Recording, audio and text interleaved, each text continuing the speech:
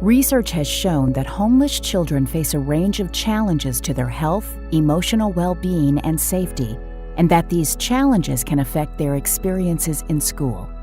A new analysis in the Condition of Education report explores the latest data on student homelessness in U.S. public schools.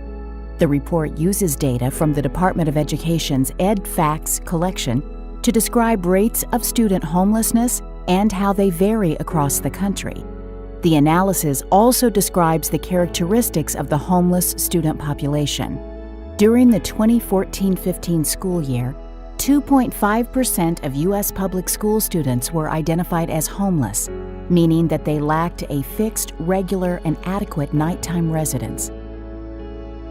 76% of homeless students were doubled up or sharing housing due to loss of housing, economic hardship, or other reasons such as domestic violence. 7% were living in hotels or motels, and 14% were living in shelters, transitional housing, or awaiting foster care placement. 3% were unsheltered, for example, those living in cars, parks, and abandoned buildings. 8% of homeless children were also categorized as unaccompanied youth, meaning that they were not in the physical custody of a parent or guardian. This group includes runaway youth, youth who have been separated from their family due to conflict or loss of contact, and youth living with a caretaker who is not their legal guardian. 14% of homeless students were identified as English language learners. By comparison, 9% of all public school students were English language learners.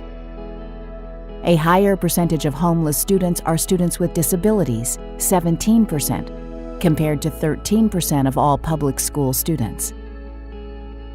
In 2014-15, the rate of student homelessness was highest in city districts compared to town, rural, and suburban districts. The rates of homelessness were lowest in the suburbs, yet these districts enrolled 422,000 homeless students. 578,000 homeless students were enrolled in city districts, while smaller numbers were enrolled in rural and town districts. These data show that student homelessness is a challenge for communities across the country.